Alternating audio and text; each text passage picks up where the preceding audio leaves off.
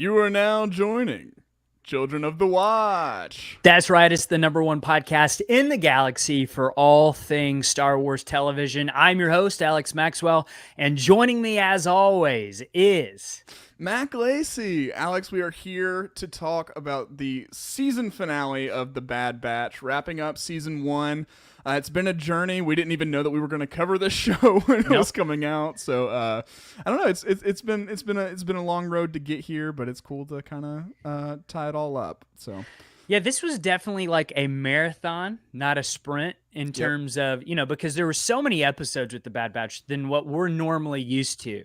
Right. We're used to like the 8 episodes of a season of The Mandalorian, So this was almost double of that. So we kind of had to adjust on the fly in terms of covering the Bad Batch. But I'm so glad that we ended up talking about the Bad Batch because there's so many connections to the live action stuff, which is what we're primarily focused on. And so especially at the end of this episode, I felt like there was a huge connection with The Mandalorian that we're going to talk about. And we talked about it a little bit last week in terms of maybe where this show is going and how it's connecting to the larger Star Wars universe. We talked through that a little bit last week, but we'll talk about it more towards the end of this episode for sure, because those connections are huge, like potentially earth-shattering connections. And I'm excited to talk about it. Yeah, we'll get into all of that and more. If this is your first time with us, basically what we do, what we're all about, we cover Star Wars live action TV. We've done The Mandalorian. We'll be doing the Book of Boba Fett in December. We do all kinds of stuff in the meantime too. So join us. Thanks for tuning in to the live stream and everything like that. We've got a Patreon. Go check that out if you like what you're seeing and hearing. And then also go follow us on all the socials. You'll find us. It's all good. And if you're watching live on the YouTube right now, we would love for you to smash that like button. Smash. Just because that kind of helps people see the episode and stuff. And if you're listening on the podcast, what's up? We love you. So, okay. So let's talk some business stuff in terms of our scheduling going forward, because I think there's some people confused kind of what we're doing in terms of who we are, what we cover. So again, like we said, we cover mostly the live action stuff, and there's not really any live action stuff coming until December with the Book of Boba Fett. But we will be covering Star Wars Visions. We'll talk about it. Like, we won't do breakdowns of each episode, right, but we'll probably talk about that generally after that comes out in September. I believe that comes out on September 22nd. I'm really excited about Star Wars Visions. I think it's going to be really, really cool. Yeah, I'm excited about that too. I've kind of stayed out of the news cycle on that one. So I really I have a very vague premise, and I'm just going to let it be at that and take what comes. I'm excited. I'm kind of leaving myself, going in blind on that one. So it'll be fun. It's going to be different. That's for sure. So I'm excited to talk about that. And then kind of in October, we'll start our Book of Boba Fett rewatch back up. We've already done Attack of the Clones, where we broke down Attack of the Clones in 4 episodes of the show. I mean, I don't think you'll find anywhere on the internet someone who has broke down Attack of the Clones in the amount of detail that we have. 4 hours of conversation only about Attack of the Clones. So it's something for sure. It gets a little goofy. So if you're into that, check it out. So like, we've been looking at Boba Fett's life leading up to the show, the Book of Boba Fett. So we started with Attack of the Clones. So in October, we'll go into the Clone Wars era of his life and what he's doing during the Clone Wars. And then we'll talk about what he was doing in the originally, well, I guess maybe the Dark Times, and then the original trilogy. And then that kind of catches us up with Boba Fett as we go into it. Now, of course, if there's some sort of huge breaking news in terms of the Book of Boba Fett or Kenobi, Andor, anything like that, The Mandalorian, we will be here to cover that immediately. So you want to make sure you subscribe to our content on YouTube, on the podcast, so you never miss an episode. In case like a trailer or something huge comes out, we'll be covering that as well. So that's what you can kind of look forward to as we go towards the Book of Boba Fett. But we'll kind of talk about the Book of Boba Fett maybe towards the end of this episode, because I want to talk about is that really coming out in December or not? Oh, okay. Juicy. Well, we will Yeah, get to that for sure. But we do have something else we have to talk about first. And that is the season 1 finale of The Bad Batch. that's right. The season 1 finale, because they've announced season 2. So That's right. this is the season 1 and finale, and it's episode 16. It's titled Kamino Lost. The director is Saul Ruiz, and the writer is Jennifer Corbett. And honestly, all the episodes that she has written, I think, have been my favorite. Mm. And I really, really enjoyed this episode. Now, I know there's a lot of people who were kind of not, I don't want to say like they disliked the episode, but maybe disappointed in the episode. And that's totally okay. I understand why. Yeah.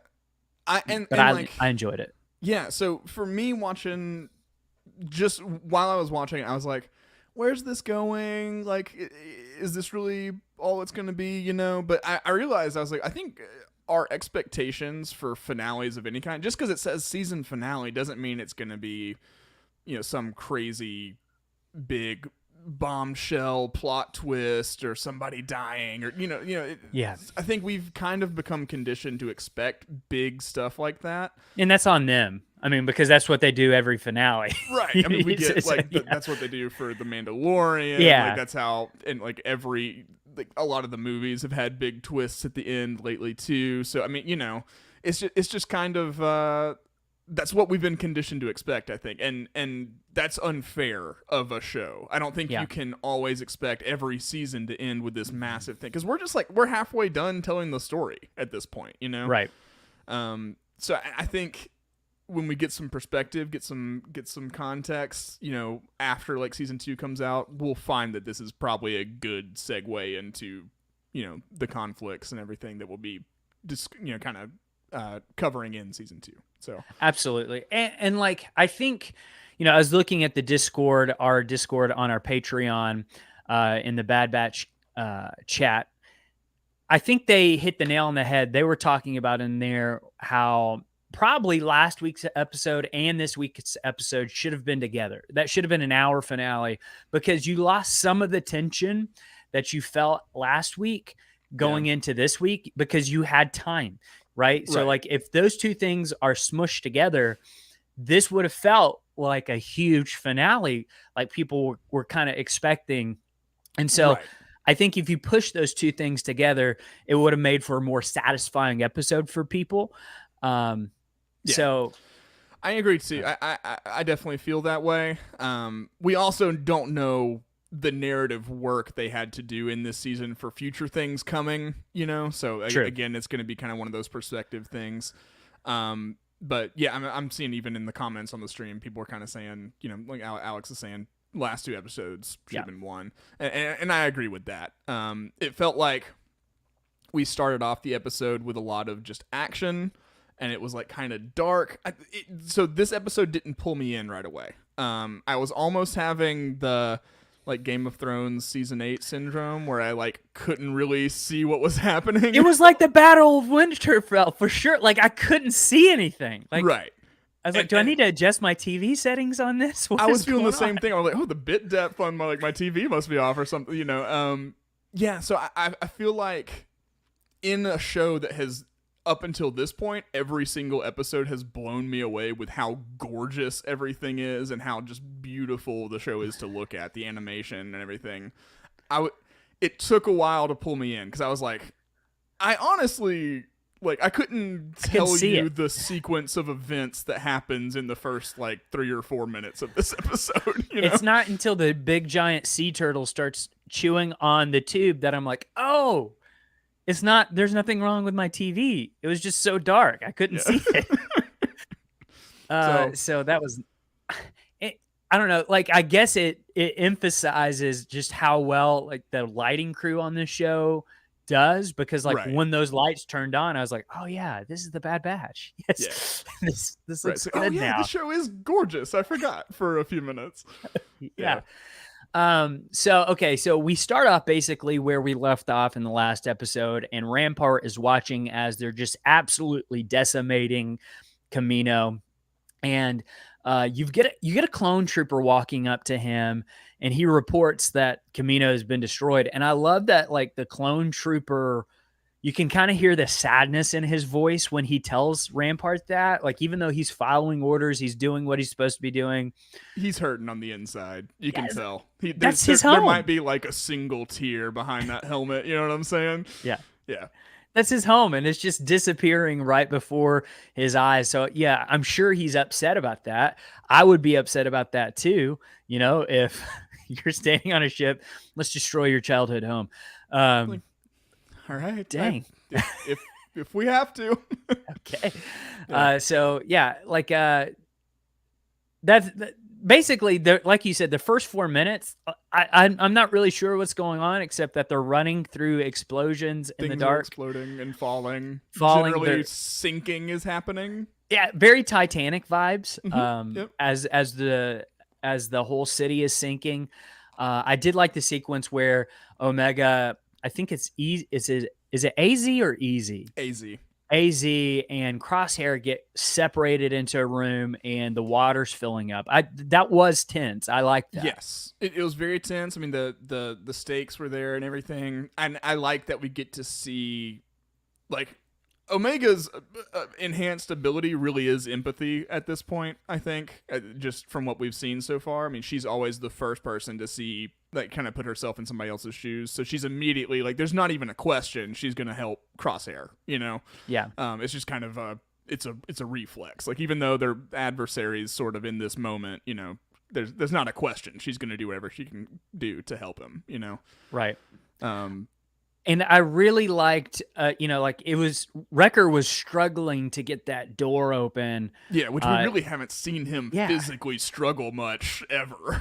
Right. So, I mean, like, for anybody else, that door would never open, and all those characters would be dead on the other side if, you know, Wrecker can't get that open. So, so they end up getting it open and stuff, and they're running through the tubes. I love the moment with Tech and Crosshair where he makes mention, and I don't have the exact words, but basically Tech says, like, I understand you, and just because I understand you doesn't mean, like, I agree with you. Right. Where Crosshair kind of took it as, like, oh, so you understand me, you get what I'm saying, that means you're on my side. And Tech says, no, I can understand you and not agree with you. And I think that's an important thing, like, especially in a kid's show, especially in the day and age that we live in. That's an important thing to teach. Yeah, for sure. Because, I mean, the fact of the matter is, no matter who you are, you're going to have to learn how to work with and get along with people you don't agree with. That's just a fact of life, you know? Yeah. And still being able to have empathy for those people is so important. Mm-hmm. And so, yeah, I do love that like, that distinction's made. Because Tech's like, no, I understand. I can, like, put myself in your shoes, see how you got here, even though I think, like, you're misguided. Yes. So, like, I'm not gonna, like, make you into a monster in my head, you know? Like, I understand how you got here. Yeah, absolutely. I don't know. I thought that moment was really strong from Tech. And that really, like, made me realize in that moment, like, we've got so much from Hunter, we got so much from Wrecker, especially, we got so much now from Tech. Echo's just kind of there. Like, he hadn't really done that much this season. Yeah. And I think he's been probably my least favorite Bad Batch member. Just because he doesn't do much by default. Yeah. Yeah, I agree. He does sometimes seem like just kind of a vestigial appendage, you know? Like, he's had a lot of moments where you've gotten to see his perspective as a reg, and I feel like they could have done more with that this season to kind of give him more of a place in the narrative. Yeah, so and I mean, in this finale, I'm trying to think of one instance in which he, like, bailed anybody out or anything like that. I don't think he did. Because even AZ did the thing, like, turning the lights back on in the facility underwater and stuff. Like, that wasn't even something Echo got to do. So Echo's just kind of there. I feel like pretty much the whole season he was just kind of there. I'd like to see more from him and explore his background more in the next season. Like, I know we got a lot from him in the Clone Wars, but, like, I would love to see him struggle with what happened to him in the Clone Wars, and maybe even struggle with like the repercussions of what the Separatists did to him in terms of like not necessarily becoming a bad guy, but like that programming might still be in him. You know what I mean? And just the psychological strain that somebody, that puts somebody through. Yeah, I feel like there's just a lot of untapped potential there. It's not that Echo is bad in any way. It's just that like that character hasn't, had everything done with it that it could. I think it would be cool to see him becoming more and more droid-like, like as he, you know what I mean? Like, oh yeah, and kind of have that be his personal struggle is like what am I? Right. Yeah. Almost getting into the Vader thing where you're like, Yes. where does the machine start and stop? Where does the man start and stop? Like, yeah, that would be and that would be a better environment to explore that kind of stuff in with that, because he just has less to do than Vader or Anakin, Yeah, like almost every season he gets something blown up and he becomes more and more droid like like just more and more like. But I mean, we even saw that with like Lobot, right? Like Lando and Lobot, like just that, that thing on his head. Oh, did you ever read the Lando comic that came out like kind of right at the Disney? It was like one of the first. It's one of the best. It's so good. It's like really more of a Lobot comic than anything. It shows like how he became the way he did, actually kind of by choice, because he like let himself get taken over by the machine to help Lando out. Yeah. To save him. So it was like, I don't know. It was cool. It is cool. There's a lot of stuff they could dive into there. Absolutely. Yeah. So, I don't know. That's what I would hope for Echo. Like he's an echo of who he used to be. So they're running through the tube. They end up getting out, running through that tube. Giant sea turtle attacks. The lights turn on, and then they're back in that facility. And then what we speculated last week ended up being true. You were spot on because they never actually said it last week, but like we kind of got to that conclusion, and then they confirmed it this week. Omega was actually born before the rest of the Bad Batch, and she watched them grow up, and that's why she feels such a connection to them. Right. Yeah. And I thought that was cool. And it kind of really ties together the immediate bond we see her have with the Bad Batch, and because like right off the bat she's like, no, you're my family. I belong with you. There's this big theme of Hunter says it all the time, like, oh no, she belongs with us, or they're just saying this person belongs in the Bad Batch, and so I like that we have that origin. She's almost it recontextualizes every time she's like saving them or bailing them out, because she's actually the big sister. Yeah. And she's like looking out for her little brothers, So I just think it's a cool. You can look at the rest of the season in a different light because of that, Well, and it even makes you think the way that she views them, right? She views them as brothers. Right. If she were to make an appearance in live action, she would probably view Boba Fett as a brother as well. Mm-hmm. And I feel like just with the subject matter alone of like an unaltered, accelerated clone and everything, that they're gonna meet at some point, right? They have to. They have to. I mean, and they were saying they called him Alpha. So there's gonna be a future encounter between those two. It might be in the Book of Boba Fett. You never know. Because they'd be the same age, Whew. It'd be cool. It would be cool. It would be cool. That would be interesting too, because we met Omega, and then we would be getting her story later, and then we would be coming back for another season of the Bad Batch. Right. So that would be very interesting too, to see what they could even seed the reverse way, like what they could seed in the Book of Boba Fett that they then explain in season 2 of the Bad Batch.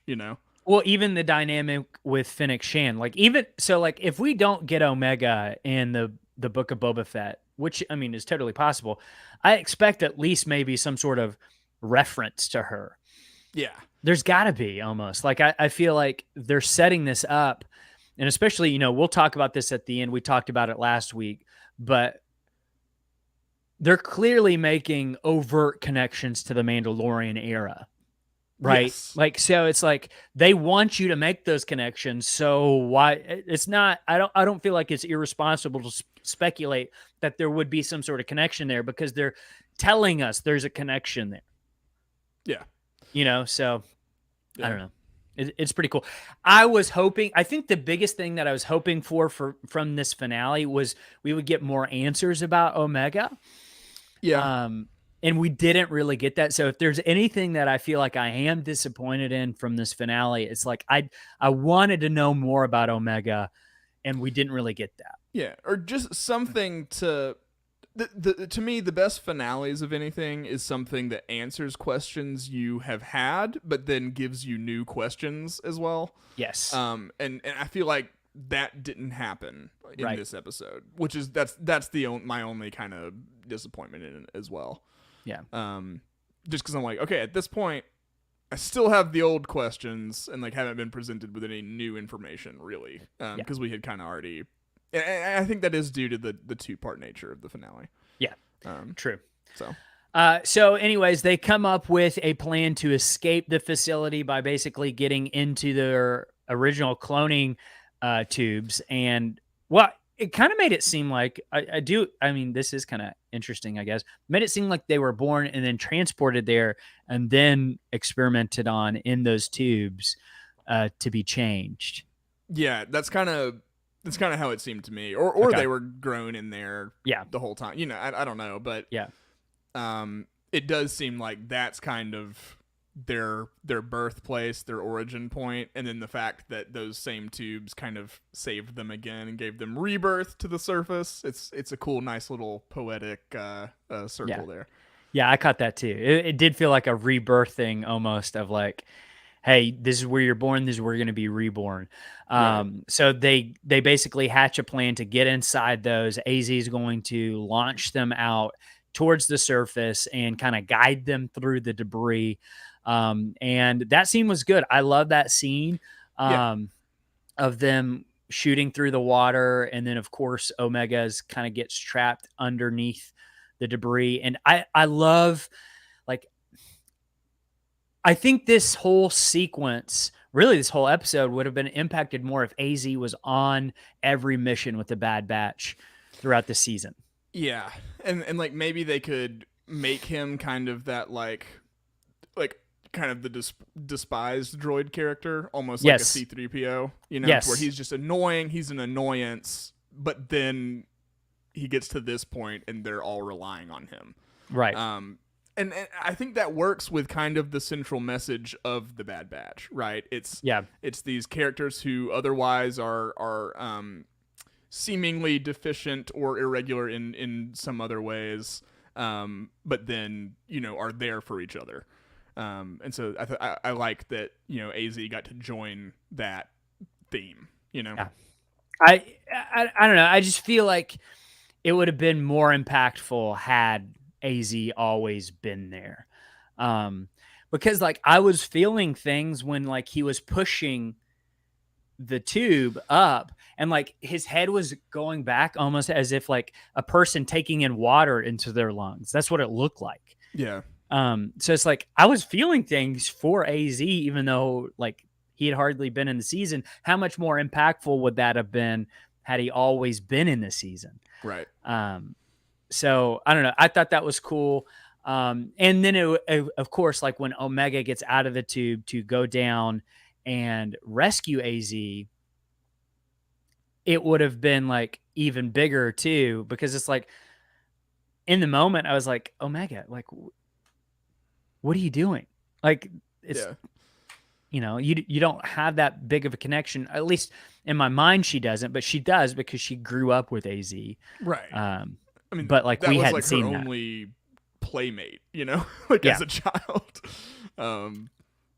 Yeah, and I also just think it went towards that her empathy, right. Just the fact that she's even going to go after this droid. Right.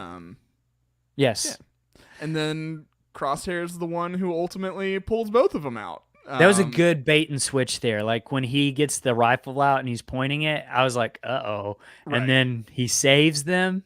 Yeah. That was pretty good. I was worried what was gonna happen is he was gonna take the droid out so that Omega had to come to the surface. Oh, And I was yeah. gonna be like, oh no, and then that would, result in further conflict. But yeah, I liked how it works. I like that we got a moment, just a momentary redemption for him, right? Yeah. We showed like, okay, he's still crosshair deep down in there somewhere.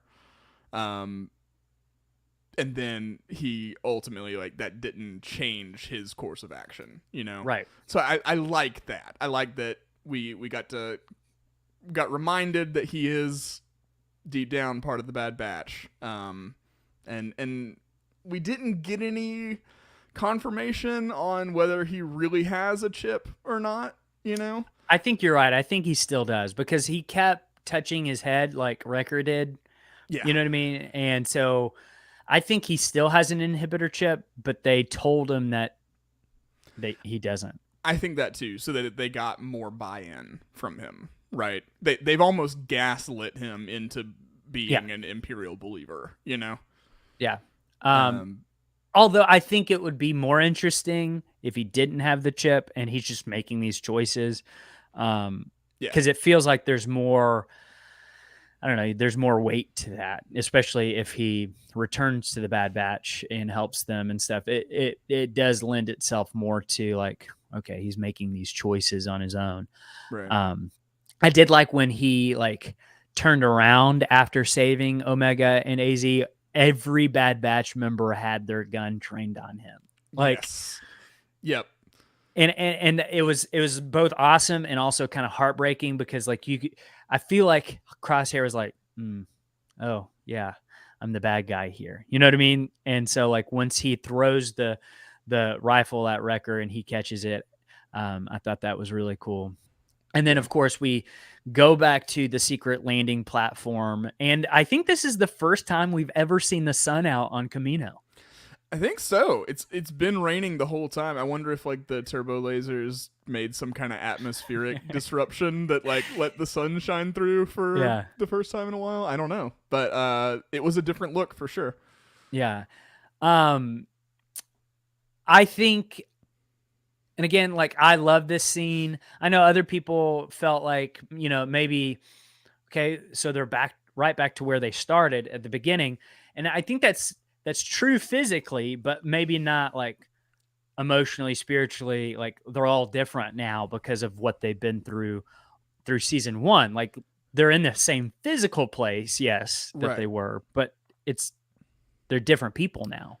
Right. So I think in this season you've seen the Bad Batch try to hold on to what they were throughout change. And I think the destruction of Kamino symbolizes that now, what they were, what was, is no longer. And now they're going to have to figure out what they want to be in the world to come, rather than like preserving the way of life they knew. I think now the question becomes like, who are they going to be? Yeah. And so I think, like you said, spiritually, emotionally, I think we've actually come a long way, even though physically we're right back there, Right. So like, I think my favorite part of this episode was when Omega says like, they're your brothers and you're my brother, and like, you can tell that affects Crosshair, like that is really weighing on him. And so when they leave and he's just there alone, you can kind of see him drop his head a little bit as they take off and leave. So again, I like that. I think Rick is right. Rick Villanueva, our friend from Jammed Transmissions. Make sure you listen and subscribe to their podcast. Is totally right when he says Crosshair is the hero. We love a good emo sad boy on Star Wars. That's why I compare him to Kylo Ren. Yeah, fair enough. So yeah, I definitely enjoy Crosshair. Now, here's the cool part of the whole episode. Again, and I don't know who is designing these secret Imperial bases, but I'm into it. Yeah, they're awesome. again, it seems like the Empire really went through like a Bond villain stage. They were like, okay, really let's make a mountain just into a base. A mountain is now a building. That's just what we're doing. I love it. It's cool. I love it. Yeah. And again, do we know what planet that was or anything like that? We don't, but again, this gives me very big heir to the Empire vibes. Mount Tannis, I forget what it's called, but basically, Palpatine had a storehouse in a mountain. I kind of imagine it more like the last mountain a few episodes ago. Yes, Mount Tantis. This one also you could think through it like this is how it could have looked like too.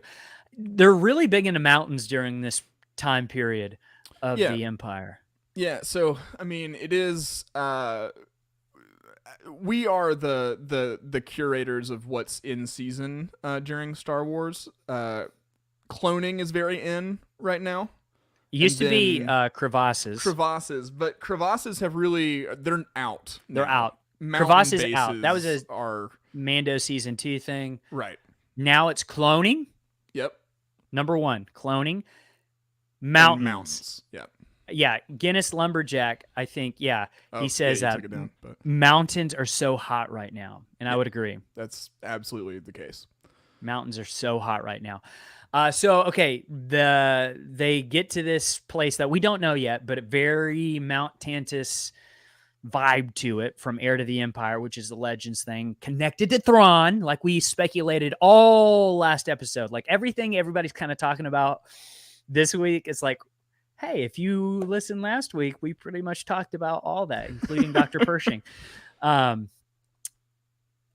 I love this because they land inside this mountain facility. They get out, they escort Nala Se out, and then you get an Imperial scientist who's wearing almost the exact same thing as Dr. Pershing comes out. It's not Dr. Pershing, but it's the same outfit, even the same sort of glasses, right?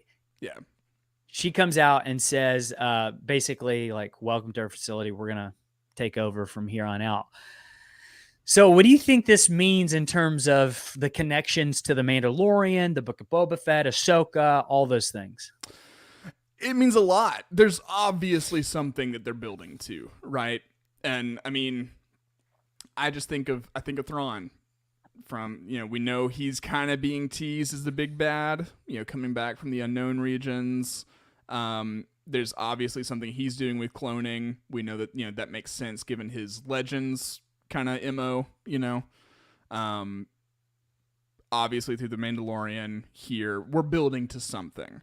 Yeah. And at this point, I don't think I think it's going to be something outside of like Palpatine's body or Snoke, or I think Snoke could be a part of it. I think that's connected, but like we speculated last week, I hope there's like another thing. Right. They're not just filling in gaps right now. Yeah. We're building to something new, something we don't know about yet. Does that make sense? Like we're not just giving the backstory on the cloning stuff that's happening. We're working towards something new.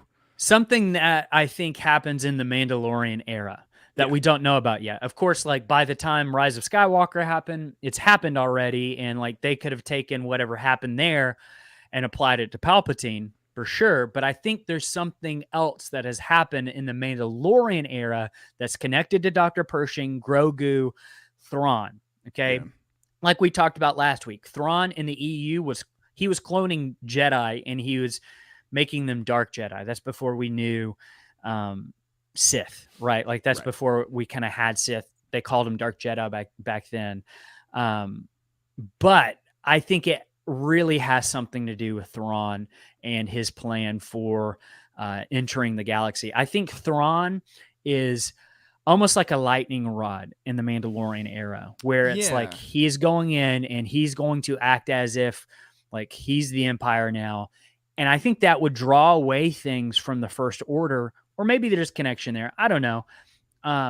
But in the sense of like, I think he's really going to try to make a move in the Mandalorian era. And what we've seen right now in the finale, I think that's connected to it. Yeah. I agree. I think the whole Mando verse is building to like a crossover style event with Thrawn, I think. Yeah. that we've kind of been saying that for a while, but it's just making more and more sense that would be happening. Because Ahsoka, Din, Boba Fett, probably, we'll have all kinds of people just crossing over. And Thrawn is seeming like that's going to be the catalyst for all that.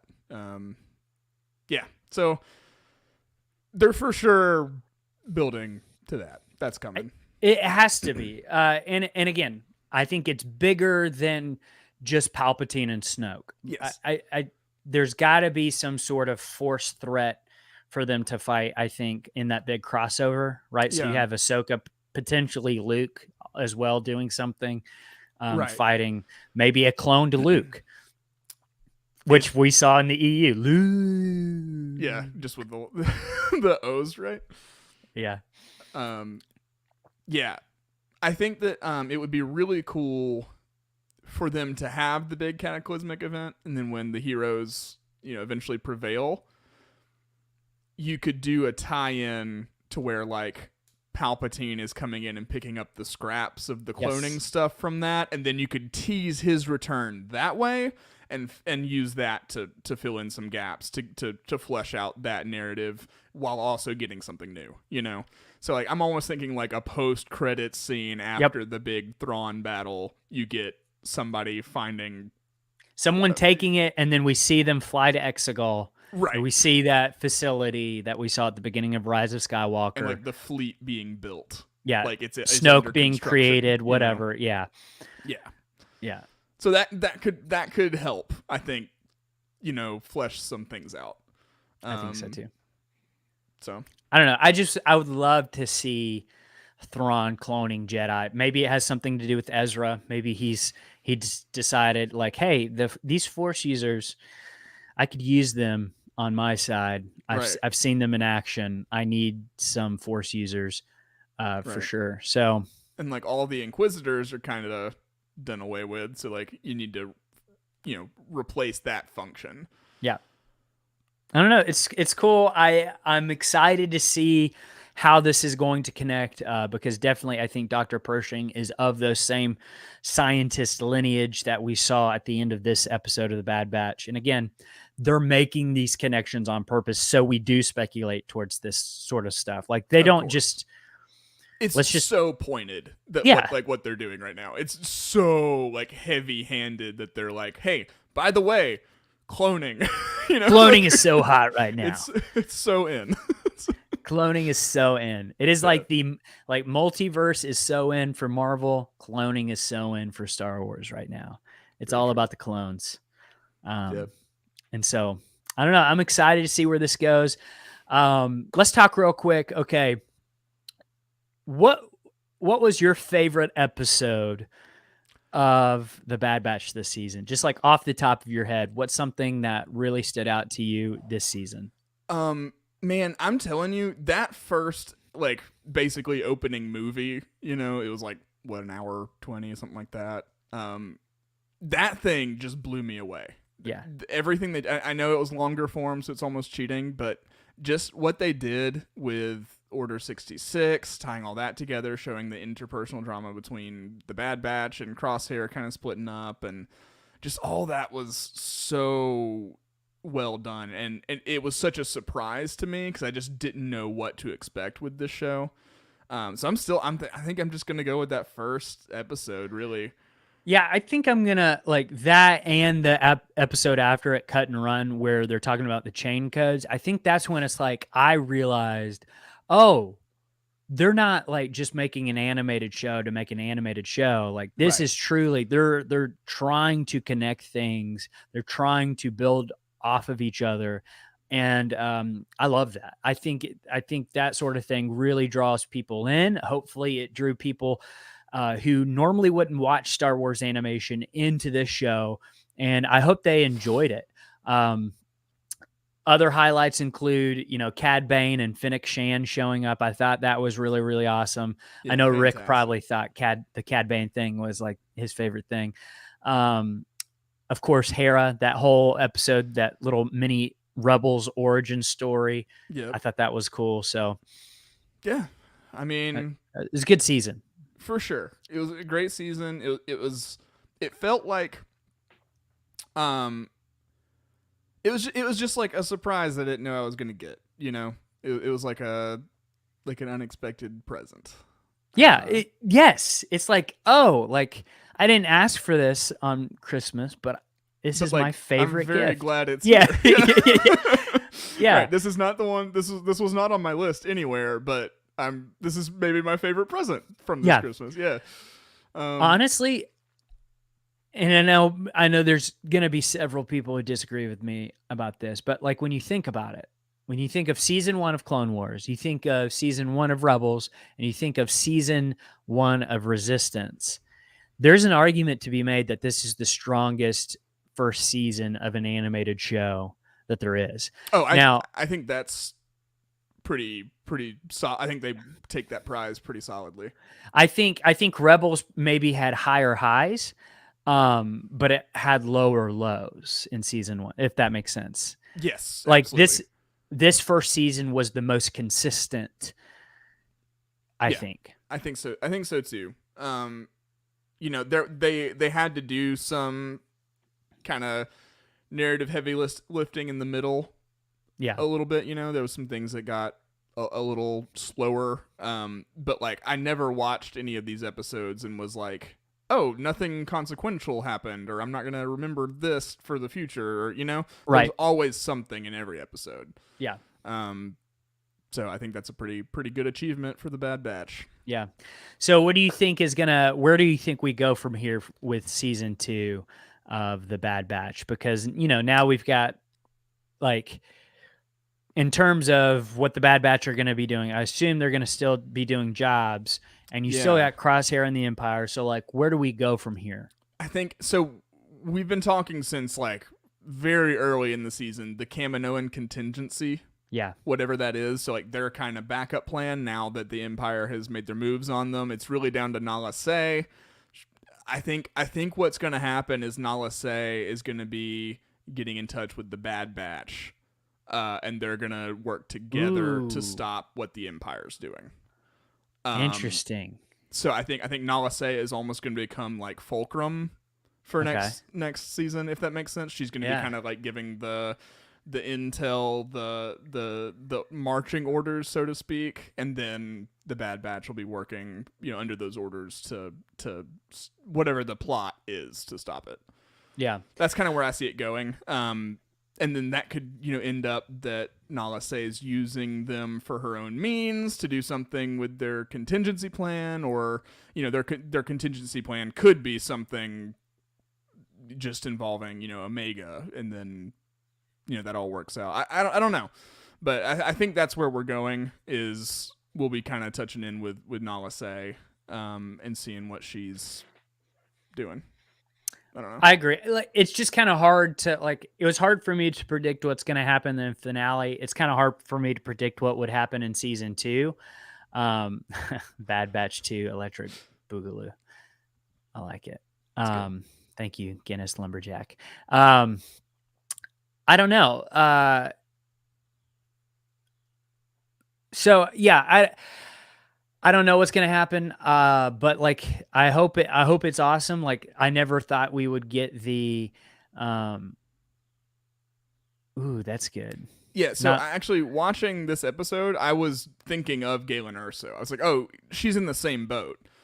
She's gonna do it because she's a scientist, and like maybe she can kind of be sabotaging the project, whatever she's working on, like Galen did. So it says, Richard Swan says Nala Se could be an Imperial whistleblower like Galen Erso. I think that's right. I think I don't know how good Nala Se is. You know what I mean? Like, Galen is clearly a good guy. I don't know about Nala Se. That's why I think like maybe it'll go that way, and then at the end that it'll kind of be some turncoating. Yeah.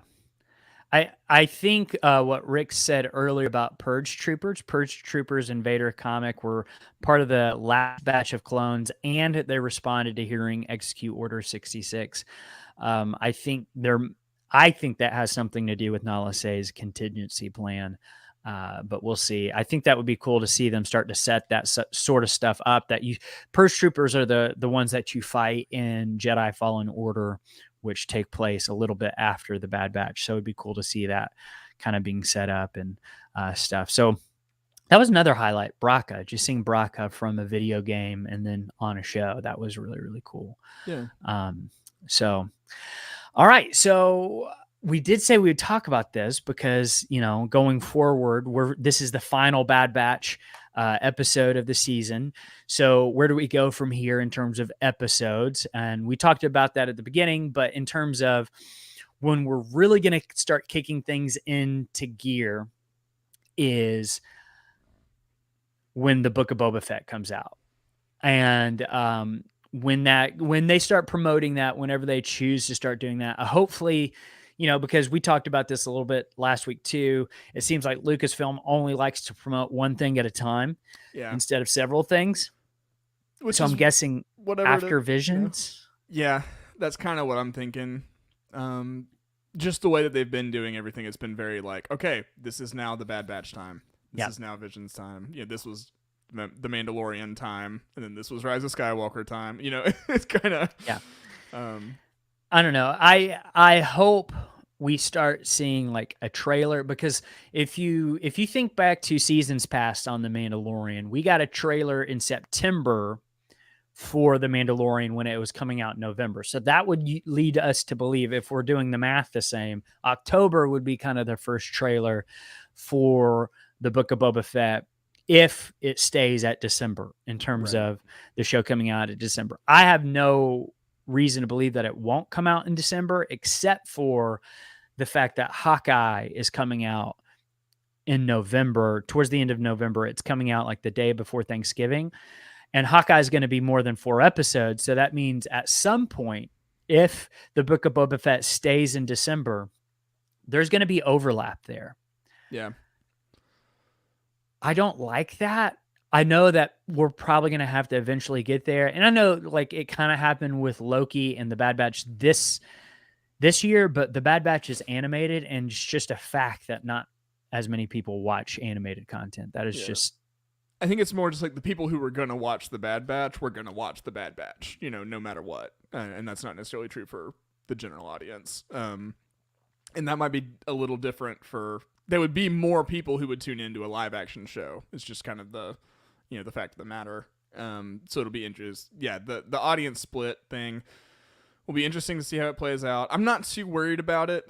I am. I'm not too worried about it. I think it'll be fine. And I don't know. I think they'll try it because they haven't done it yet. They would be wanting to kind of experiment to see, and the Book of Boba Fett would be maybe. I've kind of said it. You've got more built-in name recognition with that show, so it might be kind of a better candidate for that experiment. Like, I don't know, like, because some people, they're only going to choose one, and I don't want them to choose Hawkeye over Boba Fett. That would be a sad thing to do. There might also be kind of an element where we're still thinking about movies coming out. True. Whereas stuff that's hitting TV. Streaming is very different because people were watching it at home just from their TV. True. It might take a little bit of an adjustment, like of kind of the thinking there. I don't know. That's true.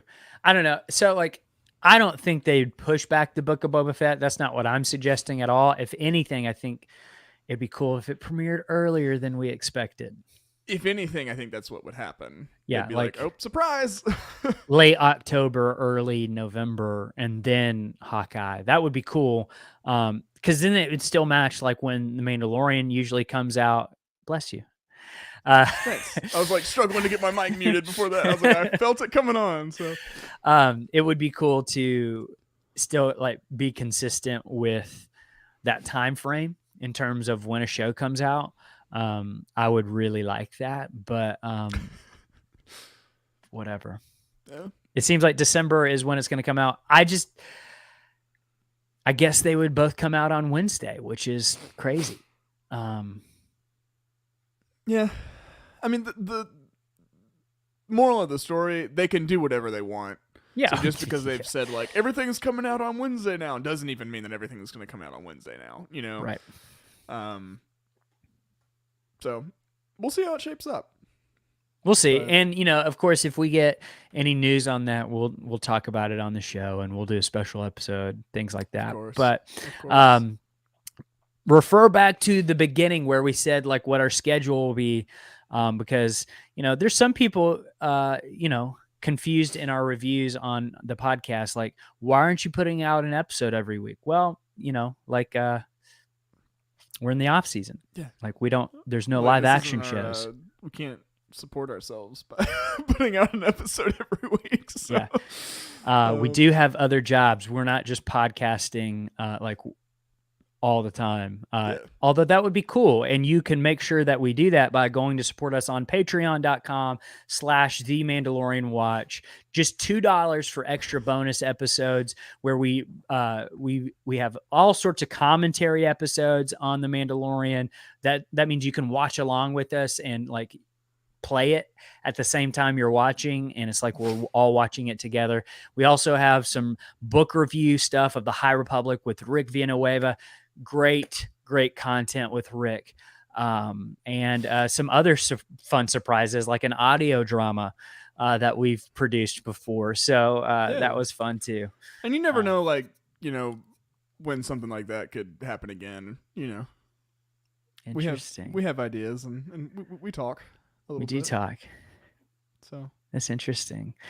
So yeah, you can go support us on there if you want some extra bonus episodes, and that really kind of supports us. And all the money that we get from that goes straight back into the podcast, and we invest right back into it. And we don't use it on ourselves or anything like that. So it kind of helps yourself. I have like a Lamborghini in the driveway from That'd be nice. The Patreon money. So.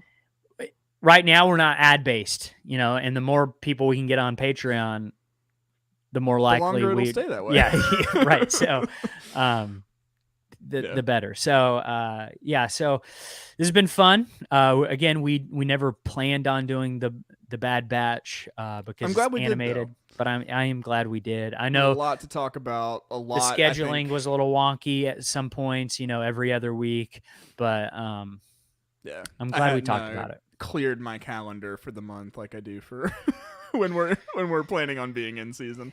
Yeah, I don't even like 2022.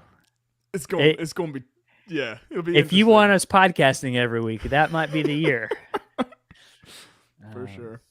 Well, I think that'll about do it. Thank you so much for joining us on this Saturday morning. Or thank you for joining us, on the replay whenever you're consuming this. Keep your eyes peeled for more. But until then, keep the watch.